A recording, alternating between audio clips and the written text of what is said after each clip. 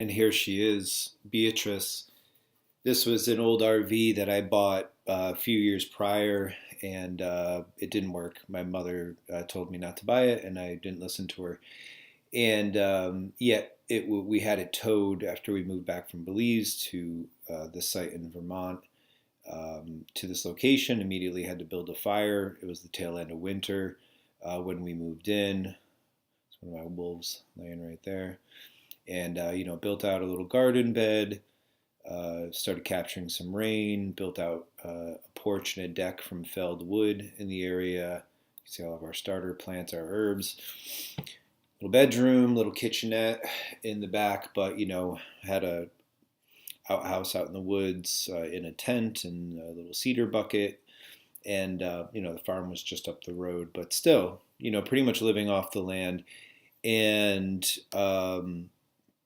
as I had mentioned in an earlier video, uh, really shortly after moving to that site and kind of getting into the flow of things with the day to day on the farm, we joined a medicine group, and a woman in the area had been studying, um, all forms of healing, and had been running a series of educational workshops and seminars and retreats.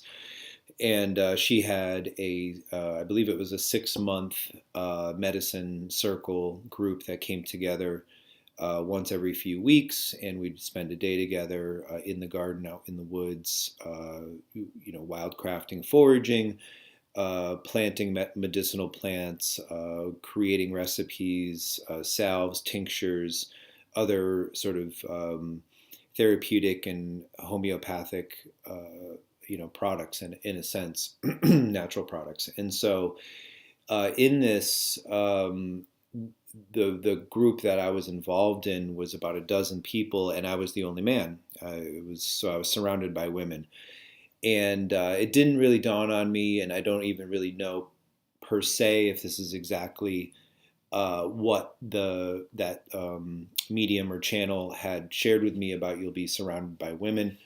But again, in retrospect, this was a really clear moment for me. Be sitting in the tent, sitting in the sweat, doing the work together, and other than a visitor here or there, really being the only male presence among all of these very strong women. And doing this work was another shifting opportunity for me, and that really, a lot of this work led to what became Equilibrium, and then Super Fresh Organic Cafe. So,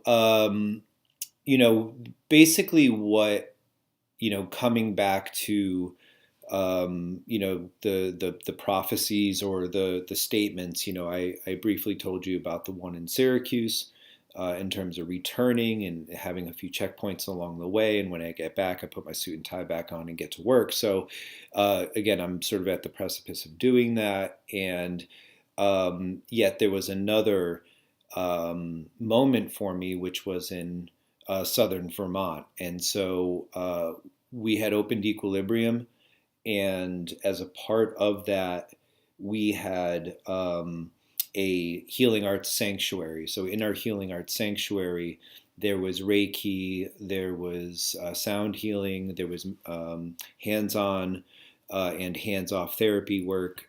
There was one-on-one consultations.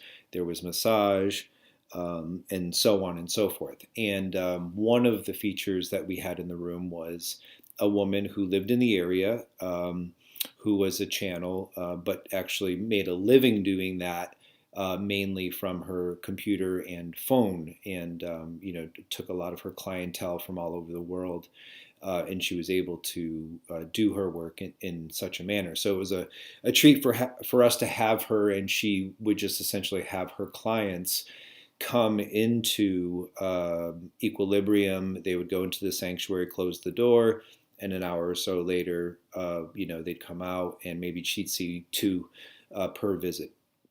So I'm gonna pause this video here and get into what her story was, and it hopefully it was quite compelling for me, but it hopefully starts to tie together the story that you've been following so far.